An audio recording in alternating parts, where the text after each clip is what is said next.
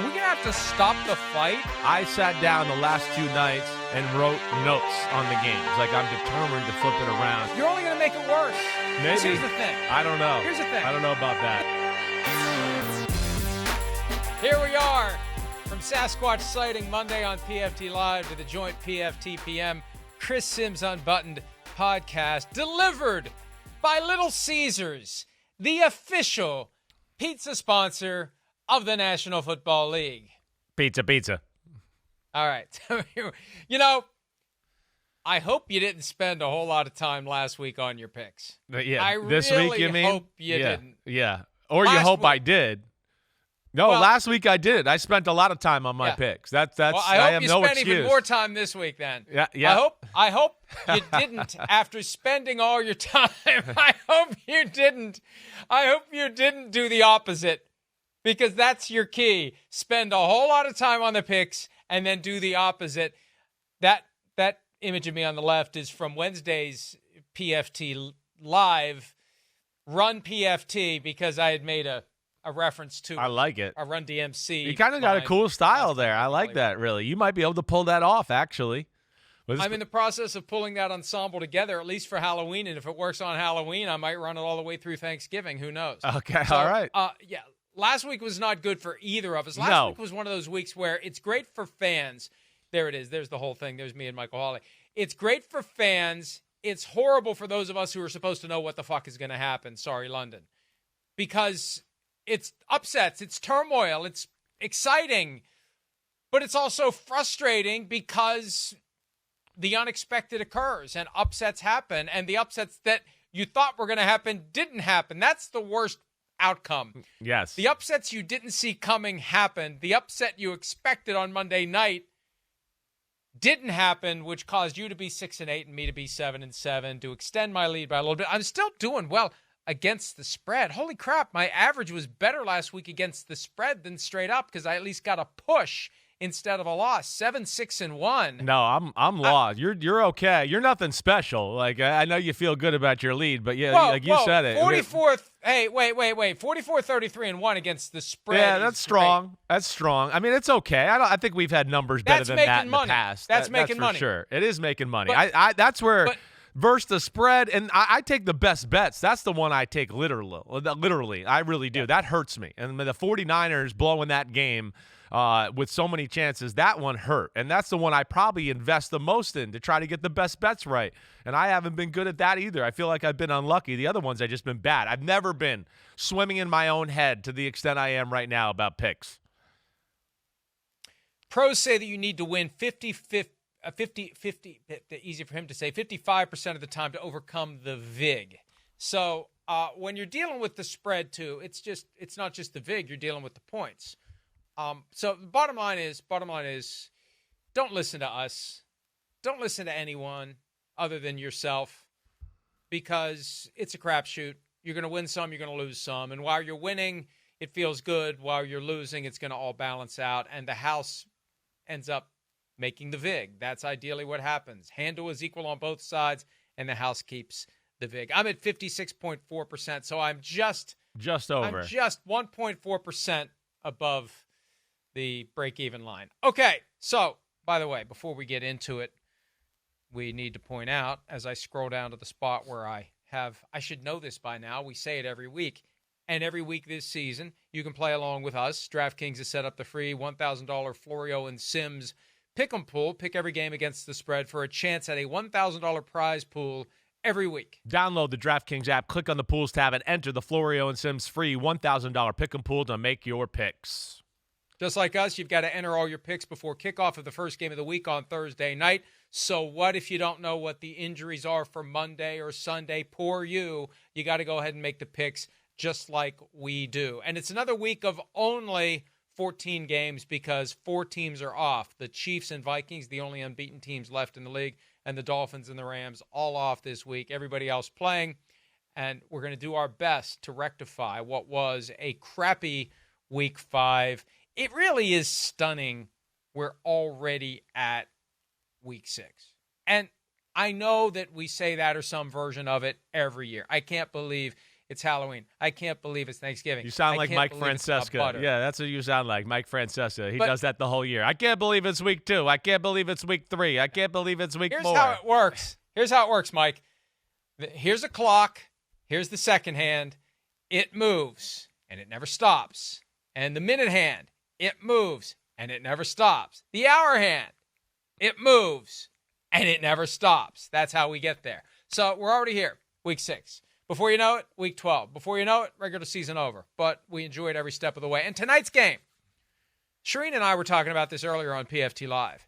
This is a huge game for the 49ers. This is massive. This is as must-win as a week 6 game could ever be. They're 0-2 in the division, 0-3 in the conference, going to Seattle. Brock Purdy's 4-0 against Seahawks. Geno Smith is 0-4 against 49ers. And the 49ers, Chris, need this one badly. Yeah, no, there's no question. I mean, the 49ers, I still think, are a really good football team. But, you go down 2-4 and you get to 2-4 and you start to panic a little bit, definitely. And then you're up against it. Then there's very little wiggle room for the rest of the year. So they need to get back to 500, certainly. I think they're the better team than the Seattle Seahawks. I don't think there's any doubt about that. I look at it also and just go, like in 2 out of their 3 losses, they outplayed the other team, right? So there is some silver lining there. I know you're not going to feel a whole lot better when you lose a game no matter what. But I don't have any doubt watching back Arizona, San Francisco, the better team is the 49ers. And the same thing with the 49ers-Rams game. A little unlucky with their field goal kicker getting hurt last week, a fumble at the end of the football game when they're about to really kind of put it away. That hurt them. Some special teams miscues in the Rams game. I broke down a little bit on my podcast yesterday just talking about their red zone woes. That's definitely been an issue, them getting in the end zone this year. They're one of the worst teams in football in the red zone. Last year, they were the best. So that's got to get corrected. I think tonight's the night it gets corrected. It's still a Seattle defense that's a little banged up. They're still learning the Mike McDonald system. As we saw last week, the Giants moved the ball up and down the field. The 49ers are going to be motivated today. I think Geno and that offense give the 49ers some issues. I think we see a fun kind of high-scoring game, but I'm going to go Niners clearly 31-21 on the road. Do you put any credence into the fact that when Mike McDonald, the new head coach of the Seahawks, was with the Ravens last year, the Ravens befuddled and ultimately blew out the 49ers on Christmas night? Is that at all? To a degree. Now, let's go back to that a little bit. Lamar Jackson made some incredible plays, right? That Brock Purdy and company got a little unlucky with tip pass interceptions and stuff like that as well. But he obviously has a little feel for how to defend the San Francisco 49ers and Shanahan. But he doesn't have the Ravens' defensive personnel, and he doesn't have Lamar Jackson this time around. And I think that's really the big difference. And I still think they're in a process of figuring out that scheme and all getting on the same page, where in Baltimore we know they were in that scheme for a long, long time and knew it like the back of their hand. Another question. Your assessment of Brock Purdy. Yeah. I saw a clip from our old friend Stats, who does 49ers podcasts. He accused Purdy of playing hero ball far too often. And before the season, Purdy talked about how he wants to be dominant like Tom Brady was. There were some ill-advised throws that I saw in that preseason game against the Saints. How has he looked to you overall, and are there times where he's trying to do too much? I don't think so. I think he's actually having the best year. I mean, it hasn't been a long career, but I would say the best year of his career. He to me, has made more plays this year outside the realm of, Shanahan has to deliver it for me, and then I take advantage of it, than I've ever seen before. I've seen more high-level throws for sure, too. He's had moments of where, maybe he tries to scramble and take over or do something like that. But at the same time, there's no glaring mistakes of Brock Purdy that I look at to go, he's really pushing it, and playing too close to the edge there. Not at all. In fact, I went down, like I told you, with my red zone little breakdown on my podcast yesterday. If I would say anything, is he could be a little more aggressive in the red zone. That's why they haven't scored touchdowns. He's got to, you got to throw a few more lasers, throw the ball into tighter windows because the field is smaller. You got to scramble and make some awkward throws, and that's what you got to do. To me, he's been too conservative down there, so I don't know if I totally agree with Stats on that one. His stats, not stats, but Purdy stats, right, would suggest that it's the worst year of his career so far. Lowest completion percentage. It's a small sample size. It's only his third year. Lowest completion percentage, lowest touchdown percentage, tied for the highest in interception percentage, lowest passer rating, lowest yards per attempt, although 8.8 is still pretty damn good. I just look at a situation where the injuries create stress on the team. They do. What's the quarterback doing to elevate? Look at the Chiefs. Now, statistically, Mahomes isn't having his best year, but they're 5-0. Yeah. What is the quarterback doing to elevate out of the quicksand that the 49ers seem to be in? I hear you there. And that's going to be the question always with Brock Purdy. I don't think he's the guy that elevates you out of the quicksand like we talked about. This is why I argued with people all last year going, he's not a top 5 quarterback. He's not a top 7 quarterback. Stop it. Stop. Those guys elevate like you're talking about. He does a lot of good things. There's no doubt about it.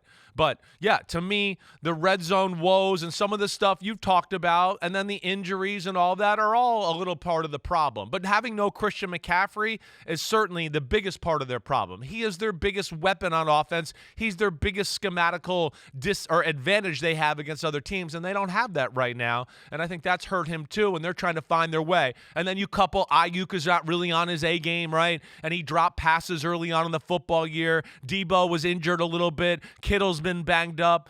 So I think all those have played into the Purdy success factor. But he's still leading the league right now in yards per attempt, and that does say something there. It does say that he's, pushing the ball a little bit. Pasta and meatballs, immediate reaction when I looked at that game and sat down to come up with my score, 24-20 49ers. Let's move on. We spent a lot of time on that game. There are 13 others we need to get to.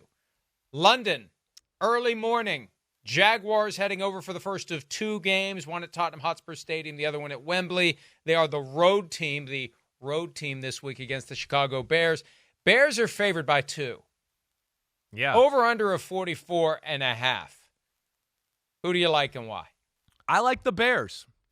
I'm a little worried, okay? I mean, I know the Bears aren't, we're going to write home about it and be, oh, man, they're dominant. This is a really good football team. They're still in the process of finding themselves out.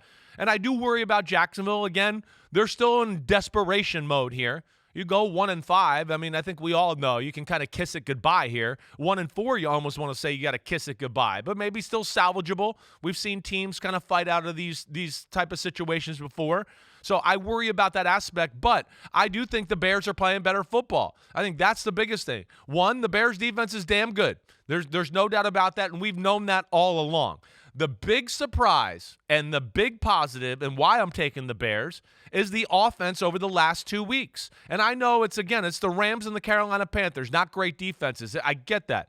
But it's the look of the offense, the plays, how they're packaging plays together. They have a zig for every zag. They have checks and balances. I did this on my podcast yesterday as well, breaking down the Bears offense. The Bears offense, Mike, I'm excited for you to get some eyes on it this weekend. They're doing a lot of different stuff. Caleb Williams was phenomenal last weekend.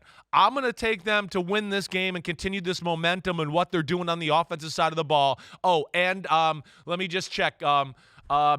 Jacksonville's defense sucks, okay? They suck. So I will be taking the Bears 24-20. Yes, suck that, Jacksonville. Man, now that's Chris Simms, not me talking in the event you're listening. I'm sticking up for you. Yeah, I'm sticking up for you. For what you were saying, I was expecting a more lopsided score. You've only picked them to win by 4, but still that's the Bears in a cover. I've got 27-23. It sounds like whatever Mercedes Lewis, Cole Kmet, and Caleb Williams said to offensive coordinator Shane Waldron a couple of weeks ago, as disclosed by Jay Glazer of Fox. It must have worked. It did, because Mike. Something happened. It did. There's more offense to be had or prepare for now. I mean, I was really impressed with the attack, and I know you hear me say this stuff all the time, right? And this is what makes Shanahan and McVay so special is they give you this, and then they give you something that looks like this, and they got a curveball off of it, and then they got a curveball off the curveball, right? And that's what I saw, let alone the receivers look good. They got 2 damn good tight ends, and they're starting to block people, and DeAndre Swift is running angry, Mike. So, yeah, I don't think they're good enough to blow them out, and I think Jacksonville still is desperate and going to put up a big fight here and accustomed to playing in London, which is their advantage. But I think the Bears are better, and that's why I picked the score a little maybe closer than what I made it sound to be. And again, I've got 27-23, so we both have Bears by 4. Let's get to the early afternoon games and really the game of the week in my estimation, especially for those of us who are easily distracted by bright, shiny objects and get caught up in the rookies who come to the NFL and make it look easy. That's Jaden Daniels. We saw him last week against the guy who was Jaden Daniels in 2017. This week it's against the guy who was Jaden Daniels in 2019 and still kind of is. Great quarterback, great running threat, 348 passing yards against the Bengals when they bottled up the middle last week to take away Derrick Henry and Lamar Jackson as runners. Commanders 4-1 at the 3-2 Ravens. 6.5-point favorites are Baltimore with an over-under of 51.5. Chris, you have not yet picked Washington against the spread this year. Will you be doing it now? Wow, that's interesting. You'll have to hold on and wait and hear this. Now, I think the Ravens are the better team, all right? The Ravens are the better team. I also would say that I think at their best, when they play their best quality football, right, I feel free to say that the Ravens are in the conversation for the best team in the NFL. I feel like that. They got a lot of positives and a lot of strengths about their football team. And I don't think this is the greatest matchup in the world for Washington. One, I do think the Ravens defense is going to be a little pissed off about last week and how they performed, right? So I expect a little bounce back there in that situation, let alone they got a defensive line that I think can be like, hey, we can handle the run, and now we can worry about the pass game and Jaden Daniels scrambling a little bit and be able to defend it that way. But where I really worry about Washington in the matchup is their defense. Washington does not stop the run all that well, and if the Ravens just stay with the run in this one, again, they are going to put Washington in a spot to where it's either going to be like, we continue to gash you in the run game because you're worried about the pass game too, or you go all in on the run game, and now your secondary is not all that good, and you can't cover Zay Flowers and Rashad Bateman. So this could be another game like I called last week, right, where I said this will be the week probably that Lamar Jackson throws for 350 yards. I could see that again happening this week because I think the Commanders are a severe disadvantage in that department. I think this game is fun and goes back and forth for a while, but the Ravens show that clearly they're the cream of the crop in this one. I'm going Ravens 34-23. Wow. So you have the Ravens covering, the Commanders not covering. Yeah. I'll have a late touchdown and a two-pointer from the Commanders to make it 34-31. You know, I worry about the Ravens. We've seen what happens when they get into a home game where they're ahead. Yep. I think back to the last time we saw Deshaun Watson play well. It was a November game against the Ravens in Baltimore where the Browns stole it late. I'm concerned the Commanders are going to hang around and steal this one. I still think at the end of the day, the Ravens fend off the challenge. One thing I'm curious about. Yeah. Are we at the point, Chris, entering into week 6, where there's enough film of Jaden Daniels and the Cliff Kingsbury offense that the Ravens, who now have Dean Pease as a senior advisor to help first-year defensive coordinator Zach Orr, is there enough film out there that maybe the Ravens can figure out how to take away the things that Jaden Daniels likes to do? I would think we're getting towards that time there where you start to see that a little bit more. I don't think there's any doubt about that. And that's the big thing that we've talked about, right? We want to see if Cliff Kingsbury can continue to stay ahead of the game. There are definitely new things a part of his offense. But what's going to be different compared to this week and last week is, you know, they're not, like we saw last week, one-on-one and having to blitz and do all that to stop them. The Ravens aren't going to have to do that stuff. They're going to feel very comfortable going, our front four can stop it. We're not going to leave, you know, a Terry McLaurin one-on-one on an island very many times during the football game. This is a different animal. I don't think Washington has played a team of this caliber yet. And I think it'll be kind of, I don't want to say a wake-up call, but a little like, oh, whoa, okay, wait, this is what an NFL elite team is all about. All right, the Cardinals visit the Green Bay Packers in the early window on Sunday.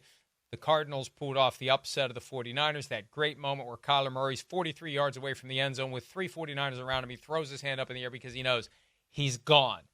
I don't know how much of that we're going to see, but when Murray plays that way, the Cardinals are better. Jordan Love completely off the injury report, not even mentioned on Wednesday, less than 5 weeks from having that knee injury that looked more serious than it was. The Packers are favored by 5, over-under of 47.5. And, Chris, you have picked the Packers straight up and against the spread every single week this season. The Packers are 3-2. Do they get to 4-2 on Sunday? Well, I'm picking them straight up, okay? I'm not picking them to cover the spread here. I'm not. I think a little bit just because I do think that maybe Arizona's offense gets a little confidence from last week. It is Kyler Murray. He always scares me, so I probably picked the game to be a little closer than, honestly, I intended here.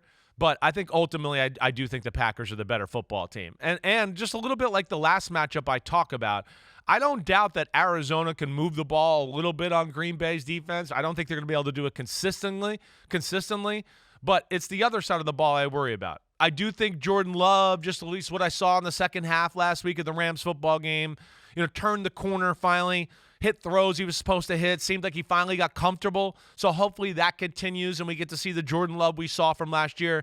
And I do think the Packers are one of the best running teams in football. So I think when you couple that and you put that in there against the Arizona defense that we've talked about, doesn't really have any blue chip front seven players, and I don't expect them to be able to slow down this run game either. And then you package that with the down the field explosive passing game that the Packers have. I like the Packers 28-24 in this one. So you have the Cardinals covering by a point. I'm going to go Packers 27 to 17. No specific reason for it. I think the Packers are the better team. The Packers need the win. The Packers are at home. And it's not going to be a blowout, but I think at the end of the day, the Packers end up winning the game by a couple of scores. Let's get to Texans-Patriots. Houston favored by 7. Patriots with new quarterback Drake May under center. Jacoby Brissett takes his seat. The over-under is a mere 38. Do the Texans get to 5-1, even though Nico Collins is on injured reserve with a hamstring he pulled on the long touchdown he scored against Buffalo last week? Yeah, I of course expect the Texans to win the football game. It hurts that they don't have Nico Collins. I still think they have enough on the offensive side of the ball where they should be fine. Right? The Patriots defense, it's well coached. They do some good things. We know that. But I just think there's too much here, and they don't have quite enough talent to match up. We saw quality offense like the 49ers 2 weeks ago, 30 points on the Patriots. I expect similar results here as far as the Houston Texans offense. And then, hey, Drake May, is this the perfect week to start him? No. I mean, Houston's defense is fast and flies around and all that. We know that, but there is really no perfect place. I don't know. Is London next week against Jacksonville the right time? The next week it's the Jets. We know how good that defense is, so get them in there. Get them going. But I don't expect it to be easy. And your first game, when you haven't played in a few weeks and everybody's kind of now in full NFL season mode here, that's tough. So I expect their offense to struggle, and I expect that the Texans control this game 30-17. 24-13. I'm looking at the wrong score. 24-13 Texans win. And I remember before the season we looked at the Patriots schedule, and it's like there really isn't an obvious, hey, we can make the switch here. It's just, when's he going to be ready? Ideally, he would have been ready week 1. Maybe they should have done it in hindsight. I don't know what internal compromise led to Jacoby Brissett until it feels like we're essentially done. When you lose at home to a Dolphins team that's lost its way, you're done. So let's get Drake May ready for next year with an extended preseason for 2025. That's what this is. I don't expect the Patriots to win many games. They're going to be in position to get a high draft pick next year. They won't be taking a quarterback. They'll have somebody else who can come in and help make the team better. And then maybe by next year we see the Patriots begin to turn it around. Right. But it's not going to happen on Sunday. Texans win 24-13. They need to hope he plays well, just to your point, and showcase himself to get people to be excited to go there, right? So in case there's a Brandon Ayuk to be traded for next year, he doesn't go, I don't know about that situation yet. So that's the other positive about getting him out there, getting him going. Hopefully he can do some positive things to where the end of the year he catches the eye of some free agents and some other things like that to where they can start to attract some better talent at the wide receiver position. Buccaneers relocated from Tampa for practice this week because of the hurricane that made landfall south of Tampa, but still plenty of damage, plenty of issues there. Yeah, they're at New Orleans. 3.5-point favorites to the Buccaneers on the road. Derek Carr's out. Spencer Rattler will get the start on Sunday for the Saints, over under 41.5. And according to DraftKings, 90% of the spread money is on the Tampa Bay Buccaneers. When that happens, it's like, why don't you move maybe it's telling you 3.5 isn't enough. Buccaneers had extra time, probably salty after losing to the Falcons in overtime. You would going think against so. A rookie quarterback. Right. Who do you like? Yeah, I like the Bucs, obviously. First off, Yeah, I expect them to be pissed off. They blew a football game last Thursday night. They blew it. I mean, they should have won the game. They outplayed them. So that's always gonna, leave a chip on your shoulder, right? So there's that aspect. I certainly still think highly of this Tampa Bay offense. I do think sometimes they look to throw the ball down the field a little too much. That looks like what had happened last week. They were gashing them down the field early in the first half. The second half, it looked like Atlanta changed and went, wait, we're not going to pressure as much. We're going to play more zones and drop back. And all of a sudden, they couldn't find those type of throws, and they didn't really adjust. So that's one thing I worry, and I know you've heard me say that before, but I still like the offense and all that. My other only little worry is Todd Bowles. Like we saw in the second half, it was the vice versa.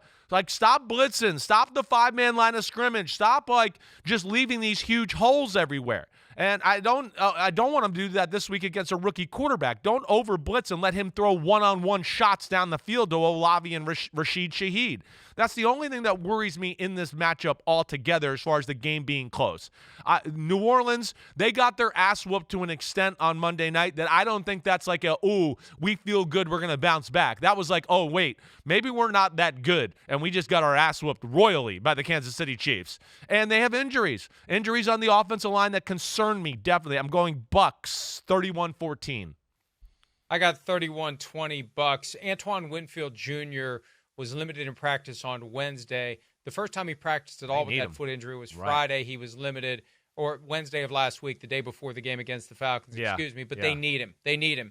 And there were too many holes right down the middle. The defense looked ordinary, but at the same time, the offense looked pretty good. And they almost won the game. They should have won that game. They will win this one, I believe, 31-20. The house is going to take a little bath on this one, but they'll make it up. They'll make it up on the others. We don't need a bake sale for DraftKings, FanDuel, or any of the other sports books.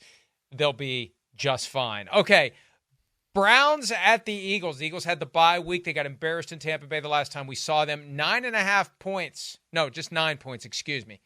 Got to watch that half point. 9 points, 42.5 over, under, the biggest spread of the week. And we have yet to correctly pick an Eagles game, either straight up or against the spread. So let's both take the Browns. What, negative Ghost Rider? There's no fucking way. Okay, that's not happening. No way. All right, now I'm going to continue to stay the course. I know some of my beliefs are right. The early season's crazy, right? And no, it's all over the place. And like you said, to where I feel like I've been wrong more than anything is my psychology of teams, like knowing who's a little desperate or whatever else. So I'm hoping I can correct this ship here altogether in my picks. But yeah, I like Philly. Philly with a week off. Philly sounds like totally healthy, right? I looked at injury reports last night. We got A.J. Brown going. I think Devontae Smith's going. Lane Johnson said he's going. So I say, watch out, Cleveland. That's what I say. And Cleveland wants to play this man-to-man stuff and blitz and do all that. First off, it's hard to do that against Philadelphia. We saw Jaden Daniels throw it up to De'Ami Brown and McLaurin last week. What the do you think A.J. Brown and Devontae Smith are going to do then? All right, so that's where. And so I have no concerns in this game. I think Philly is clearly the better team. We know the Browns' offense sucky-ducky. That's not going to happen anything there until I got to see it to believe it. So I don't expect anything there. My only concern is what? Is Jalen Hurts. Take care of the football. Jalen Hurts is got the turnover disease right now. Standing in the pocket way too long, bad decisions, all that. He played really bad against Tampa Bay. I expect him to bounce back against a Cleveland team that I feel like is totally lost. I'm going Eagles 34-17. 28-14 for me. And the one thing that could change that is if the Browns do what everyone who isn't employed by the Browns in the world believes they should do. Sit down Deshaun Watson and roll the dice. See if Jameis Winston can eat a cheesesteak and then a W in Philadelphia. And watch, that's what will happen and the Browns will win the game. But the Browns have shown no inclination to accept the advice that we're all giving on an unsolicited basis. Browns lose 28-14, and maybe we get closer to the point that Deshaun Watson does take a seat and Jameis Winston does get a chance to play. All right, last game in the early window on Sunday. Colts at Titans. We have yet to pick Tennessee to win this season. The Titans are favored by 2.5, over under a 43. Brian Callahan, the head coach, says Will Levis will play if he's healthy. Mason Rudolph came in and engineered the victory over the Dolphins after Levis injured himself diving for a first down. Who do you like in this one? Indy 2-3, Titans 1-4. Yeah, this is going to be the week because I'm taking them to win, and I'm going to take them to cover too. I am. One, all right, like I expect it to be Will Levis. He was a full participant in practice yesterday. And come on, we know. I mean, like let's not like write letters home talking about how great Mason Rudolph was. I mean, yeah, he got a few completions and they ran the ball against, a Dolphins team that was totally lost, but their potential with Will Levis is greater. Now, I understand he can also do some dumb crap and maybe make them lose a game, but I still think you have to kind of figure that out totally before we make the final switch. The Colts defense is horrible, right? It's horrible. It's up there with the worst in football. So, yeah, I do think even though this is not a great Tennessee Titans offense with a week off and all of that, I expect them to move the ball. And the other thing is, Mike, the Titans defense is awesome. Now, they haven't played great offenses yet. This will be one of their toughest tests so far. But, man, you look at their secondary. It's real. Their D-line, it's real. I think they'll give issues to the Colts in this offense this week. I'm going to take the Titans 20-17. I got 17-14 Titans, and I got this question for you. Yeah. What do you think the players believe when we see Will Levis with a Carson Wentz moment pretty much every week? Rudolph comes in, and everything gets stabilized, and it's effective. Right. And, hypothetically, Levis is better. Hypothetically, he's got the higher ceiling. Hypothetically, he's the present and the future. But Rudolph won the game. Do you think – and I was surprised that Callahan was so adamant from the get-go. When Levis is healthy, he's playing. It's like, whoa. You got a guy that just came in and won a game for you.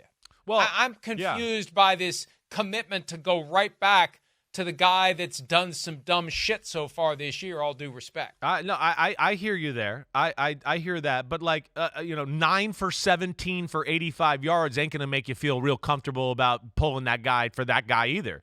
I mean, that's what Mason Rudolph did.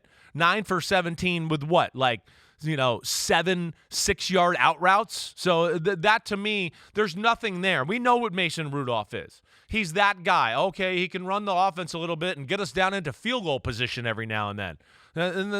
So they don't want to give up on Will Levis, who's got supreme physical talent, and I think they want to ride that out. And they're hoping that they can coach some of this stupidness that he's got going on out of him right now.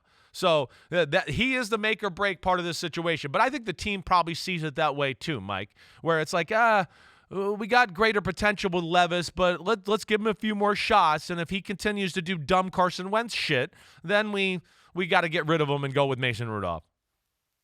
Yeah, and we'll see because, look, you can see how anxious Levis was to get back in the game. And he might be a little more careful, and that's not a good thing if you think that there's a hook coming. No, I know. That might make it a little more tense, and it might make it become a self-fulfilling prophecy. All right, we need to take a break. When we return, the late afternoon games for Sunday, including, and I'm not brushing anything off my shirt here. I'm just making sure that ugly West Virginia shirt. What are you doing? Properly report as eligible. I'm trying to properly report as eligible. Okay. All right, more PFT PM and Chris Simms Unbuttoned right after this.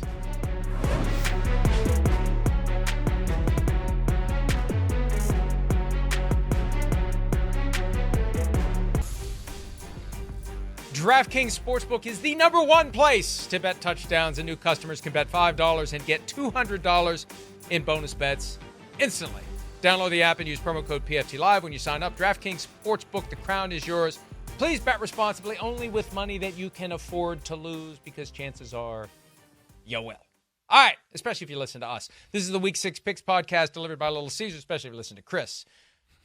Delivered by Little Caesars, official pizza sponsor of the NFL. Pizza. All right, here we go. Chargers, Broncos. Chargers coming off the bye. 3-point favorites at Denver. 3-point favorite. Denver's won 3 games in a row. Denver's got a great defense. Vance Joseph getting it done. The offense a work in progress. How in the hell are the Chargers 3-point favorites? It's the lowest over under the week at 35.5. I have picked the Chargers against the spread every week this season. I'm not sure I'm going to do it today. Chris, what do you think of this one with the Chargers road favorites against the 3-2 Broncos? Well, I look at it and go, like, I understand what you're saying at a base level, but I want to go, the Chargers defense is awesome too. And the Chargers offense has Justin Herbert, and that just makes me feel a little bit more warm and cozy right now. I know the Broncos won last week, and on the scoreboard it looked like it was maybe more dominant than it really was, right? But there was still offensive struggles. I mean, Bo Nix and Sean Payton weren't yelling at each other on the sideline because they were lighting up the scoreboard and everything was going awesome. They struggle on that side of the ball. I continue to think they will struggle in this one. With the Chargers a week off, now I know they're a banged-up football team to a degree, and Justin Herbert won't be 100%, but I do think between that defense, their ability to run the ball, which will annoy the Broncos to a degree and take away some of their creativity with their blitzes and all of that. And then Justin Herbert, I don't expect him to be fooled, and I expect him to be able to make a few plays versus this overly aggressive Broncos defense. So that's where I like the Chargers. I think this is one that's real close. It's kind of a defensive struggle, and I kind of envision the Chargers scoring a touchdown late to put it away. I'm going 23-13 Chargers. Wow. Yeah. Wow. Yep. 10 points? Wow. I'm Yep. telling Sean Payton.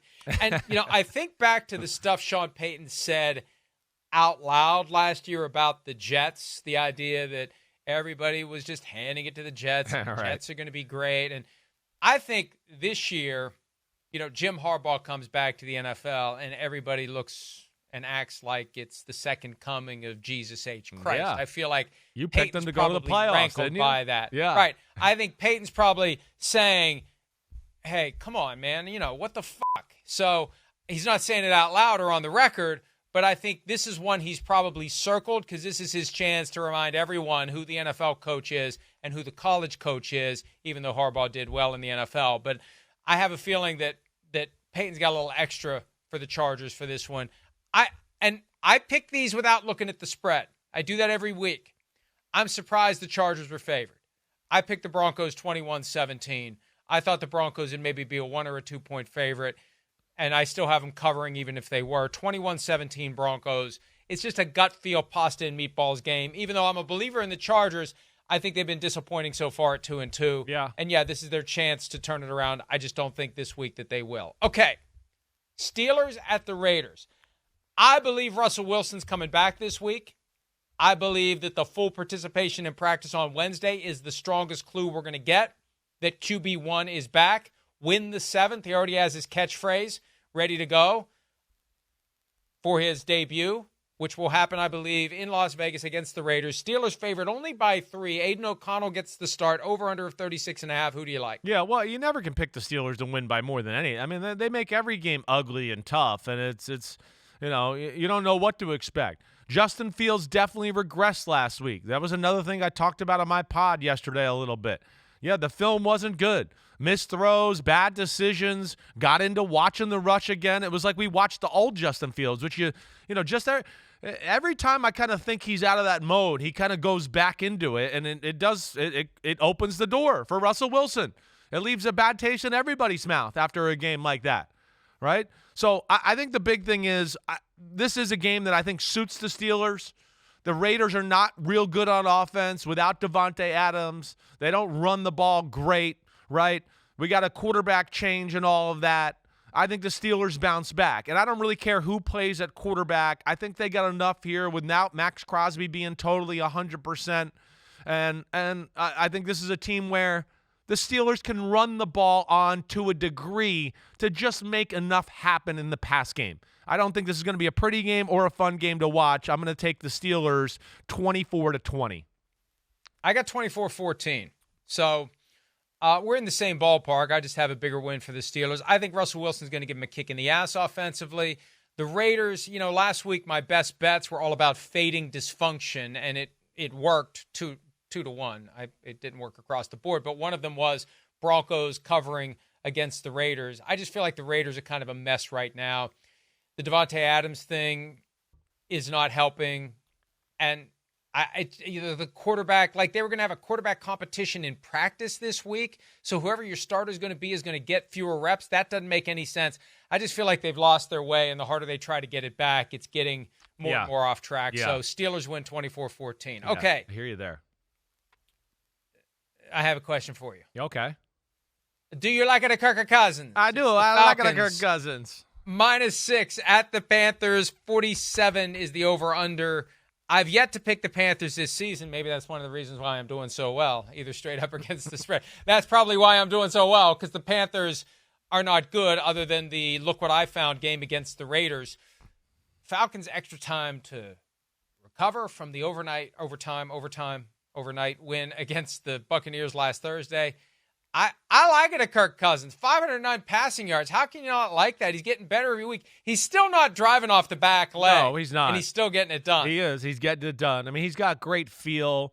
Of course, he's a great decision maker. He anticipates really awesome. You know, he's one of the great readers of a defense and pocket passers in football, right? I mean, that's what he is. It's not wowing or whatever, but if you give him a pocket and you get a little system to this guy, he will tear you apart. And that's what we've seen. I expect that to continue. Carolina's defense stinks. We talked about this before when we were talking about the Bears a little bit. They got nothing over there. Now, you know, I think they were embarrassed last week, and I'm going to pick the game maybe to be a little closer than maybe some might think, just because of desperation of that.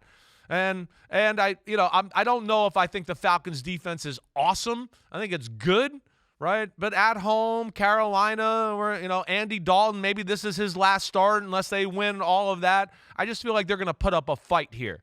That's what I'm expecting. And I guess the Falcons winning the game and now having Carolina on their schedule maybe don't play up to their total capabilities, but clearly picking the Falcons 27-23. I'm going to have Carolina cover the spread here on this one.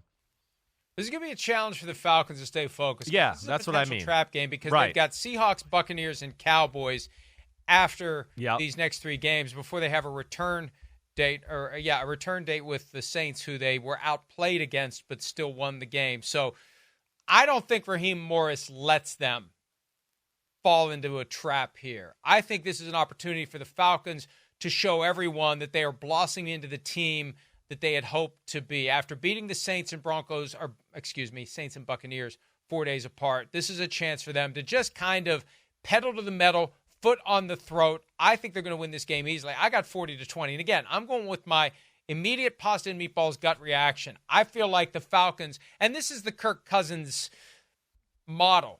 You beat the teams you're supposed to beat, and they will. And I think that's what's going to happen. This is a W that gets them to 4-2. It's going to give them even more confidence going into this stretch of tough games. So we disagree on the extent to which the Falcons are going to have this easily. I think they have it very easily with a 20-point win. All right. Rematch of a game that was played on a Saturday night last December. Controversial with the Dan Skipper, did he report, didn't he report play. The Lions rested coming off of a bye at the Cowboys. The Lions are favored by 3 with the highest over-under of the week of 42. 88% of the spread money is on Detroit. And 52, excuse me. What did I say? I don't know. 88%, 42, 52. 88% of the spread money is on Detroit, and Chris has picked the Lions to win every week this season. Do you make it 6 for 6? Well, I mean, yeah, I don't know. Your theory is a little wrong. I've picked against Carolina every week. I've picked Detroit every week, and I still suck at picking games. So I don't know. I got some other games I got to figure out here. I like Detroit. I think this is a tough matchup for the Dallas Cowboys. I don't think this one bodes well for them, right? I mean, Detroit, we know, is very balanced on the offensive side of the ball. Dallas has been better at stopping the run the last 2 weeks. But I'm not ready to write home again about the Giants or Steelers run game and go, oh, wow, Dallas stopped those run games? Oh, my gosh, how did they do that? But they have been better. And your man Mike Zimmer's definitely been doing some more stuff on defense. They're a little more complicated. But Detroit is, man, week off, run the ball the way they do, throw the ball down the field the way they do. I don't think that bodes well for Dallas. Now, I think Dallas can score some points, definitely, because Dak Prescott, I think, is a damn good quarterback, and they'll make some plays in the pass game. But I think their lack of run game ultimately is going to hurt them in this one, because I think this is a game where Detroit's going to go, wait, the only way we lose is you throwing the ball to CeeDee Lamb and you making great throws. And they got big people up front, and I think they'll call the bluff of Dallas and be like, go ahead, throw it, because we're going to play pass defense and we're going to trust our big people up front. I like the Lions to kind of take control of this game late. I'm going to go 34-24 Lions. I had picked this as 27-24, and then I saw it was a 3-point spread, so I had to decide, do I make it closer or do I make it a little more lopsided? Make it a little closer. I went with 27-23. I like the Lions to win. I like the Lions to cover. Look, the Cowboys, and I think things like this matter. The Cowboys played that game until 1 o'clock in the morning local time on Sunday night. They get home. It's kind of like playing on Monday. The Lions had the week off. Yeah, I hear you. They want to go down there and they want to win this game. They want to assert themselves. They're trying to stay within striking distance of the Vikings, because if they win this game next week, Lions at Vikings is first place in the division. So I think the Lions, the rest helps. They got to deal with some stuff defensively because they got shredded by the Seahawks the last time we saw them.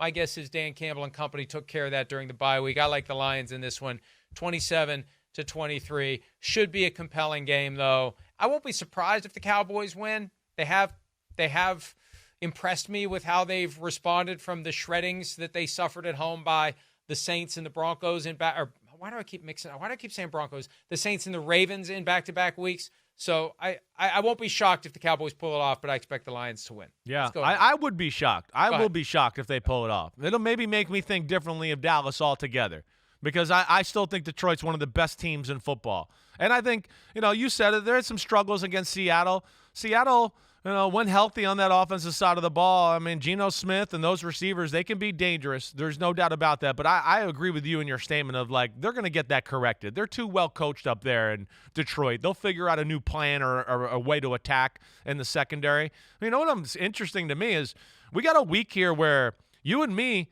and this has been the trend lately, we're picking some scores, right? Some teams to score some points. Where the early season, it was like, man, 20-17 was like the status quo.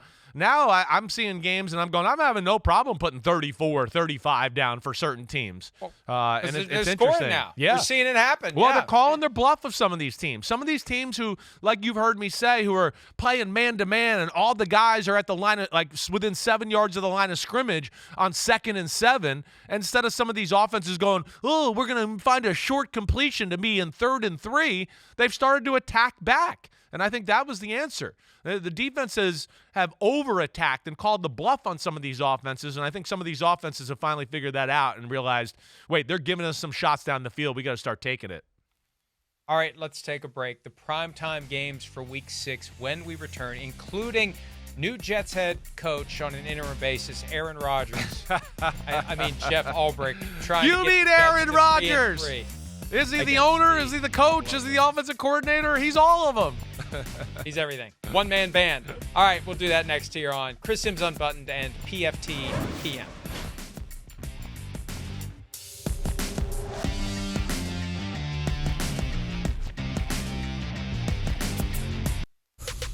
DraftKings Sportsbook is the #1 place to bet touchdowns, and new customers can bet $5 and get $200 in bonus bets instantly. Download the app and use promo code UNBUTTONED when you sign up.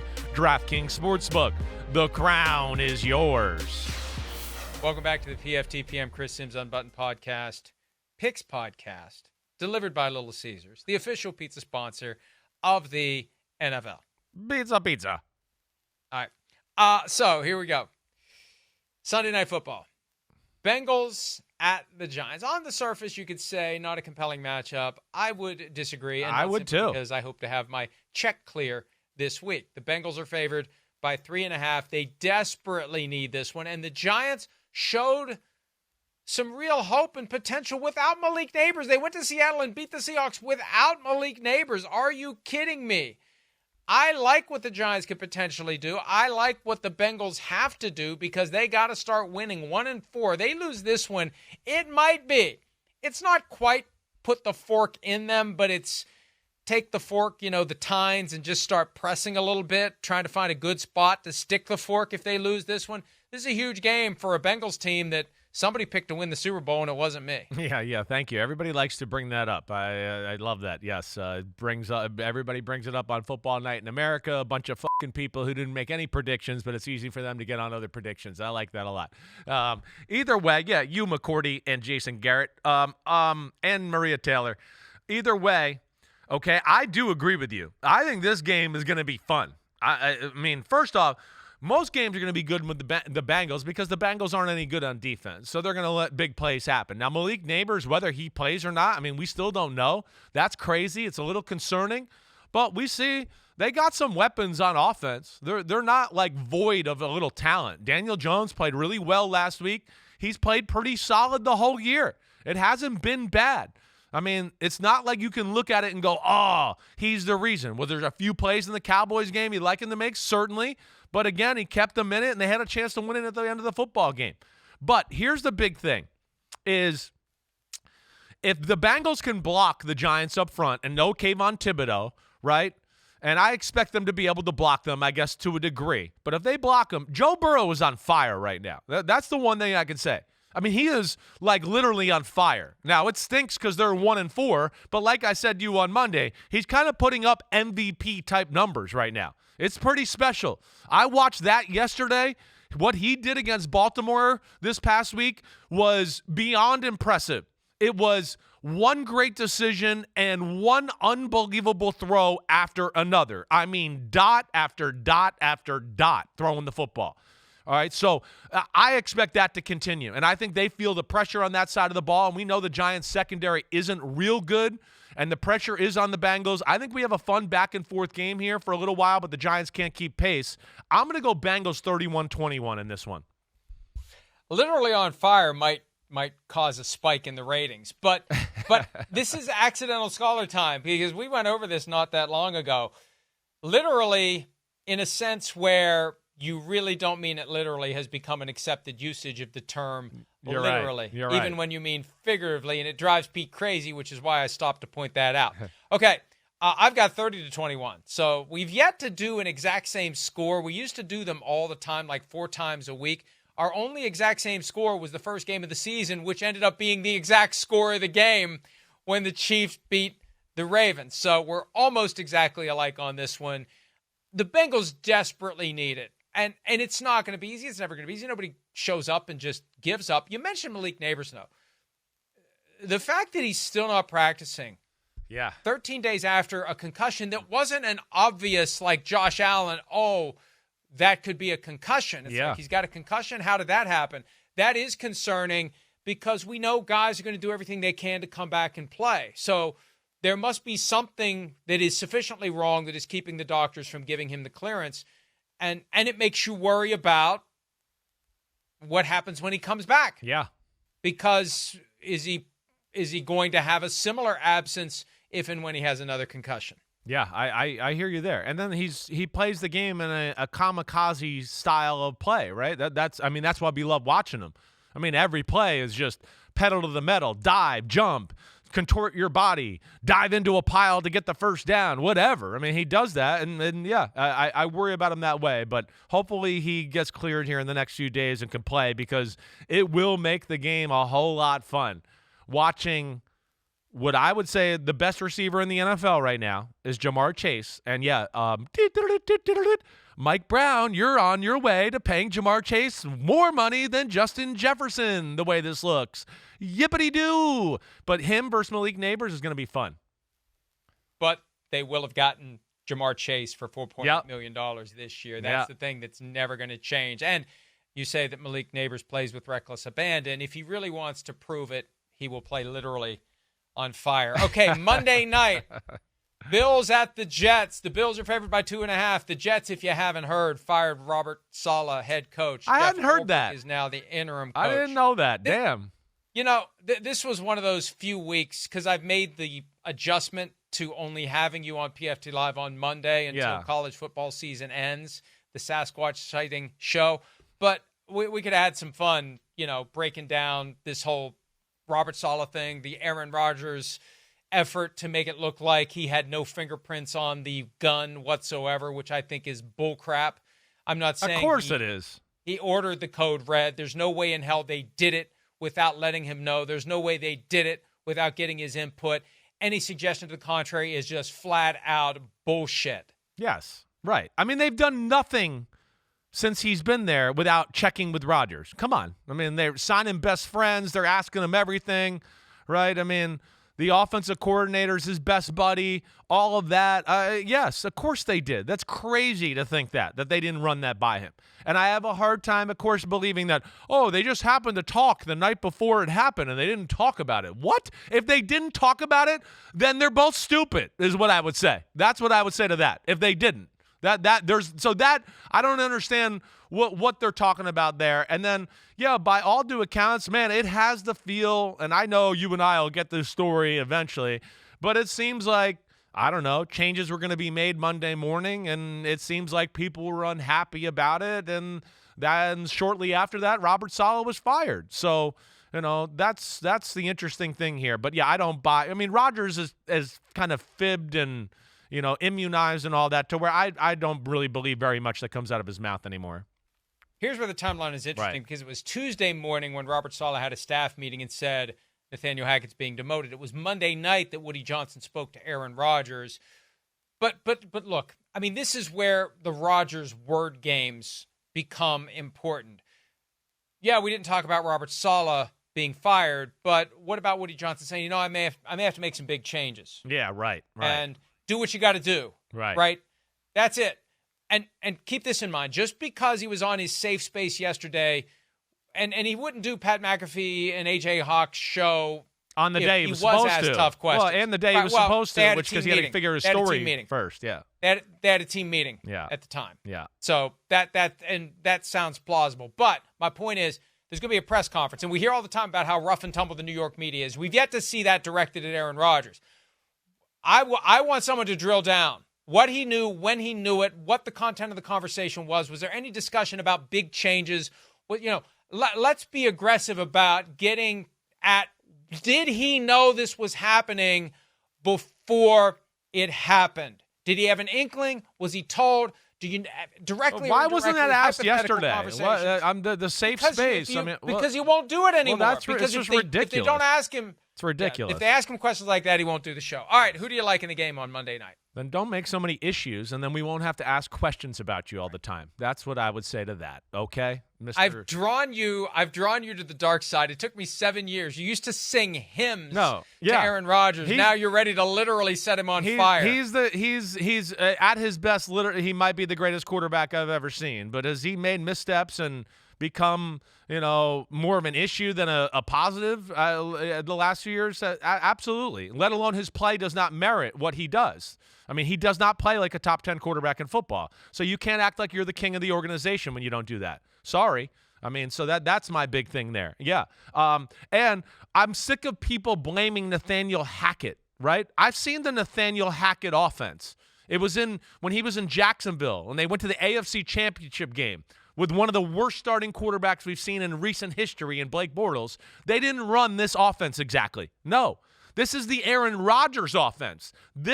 We all know this. This is what he wanted to do in Green Bay. He wants to throw it 3 yards. He wants to throw it 3 yards again, and then he wants to throw it behind the line of scrimmage and let somebody run after that. That's all he wants to do. But people are going to blame Nathaniel Hackett. And now they're going, Todd Downing's going to call the plays. So what? What's that going to do? Hey, get in the shotgun, Aaron Rodgers, and do whatever you want. I mean, is it really going to change anything? I got to see it to believe it. But having said all that, I don't believe in the Buffalo Bills. Their offense ain't very good, right? And I think this might give the Jets an energy boost here. And the Jets defense is the best in football. I'm going Jets 20-17. They did beat the Bills last year when Aaron Rodgers exited after only 4 snaps, when Zach Wilson came in, and somehow they won in overtime, if you remember that outcome, which was just stunning. Yeah. I think the Bills win this one. 21-13, Buffalo pulls off the victory. They need this one, and I just still think the Jets are sufficiently in disarray. We're being told certain things publicly. I think privately it is a hot mess, and they're doing what they can to hold it all together. Later in the year, interim head coach maybe makes a difference. I don't know that it makes a difference because the defensive staff is depleted now. Saleh's out. Albert goes from defensive coordinator to head coach. They've got less defensive brain power to come up with a game plan to stop Josh Allen and company. All right, we got to take a break. Best bets and Folsom Prison Blues pick, although Chris and I are both long since dead in that gutter, given our picks so far this year. That's next on PFTPM and Chris Simms Unbuttoned.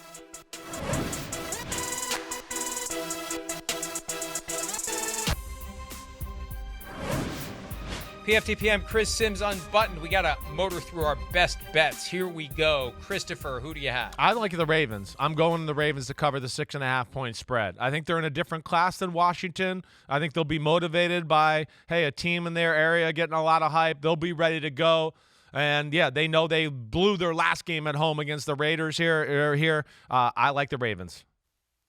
Fading dysfunction worked for me last week. I'm going to do it again. The Browns are in disarray right now. I don't care that it's 9 points. The Eagles are rested. They desperately need to reestablish themselves. Eagles will win by more than 9. Gosh, I thought about that one. I guess I'm a little chicken. I'm just a little scared of the Eagles and their turnovers. I'm going to go with my next one, the Texans. I expect Drake May to turn the ball over a little bit against this Texans defense, and I expect the Texans to move the ball a little bit more than I think people are expecting against this Patriots defense. I like the Texans to cover the 7-point spread.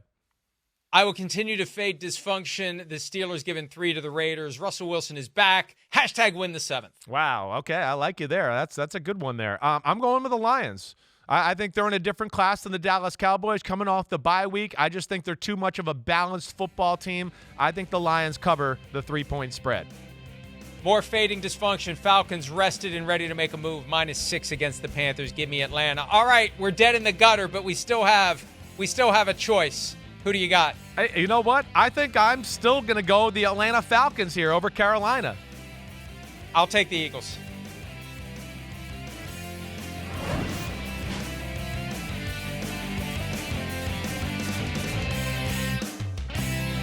Yo, homies, thanks for watching. Yeah, it's time. The NFL season is here on Chris Simms Unbuttoned. You can hit subscribe to get all the weekly picks, plus our Sunday recaps as the games are happening. Oh, you know it. Nobody does that better than us. Thanks again for watching. Remember to subscribe. Peace out. We'll see you next time on Unbuttoned.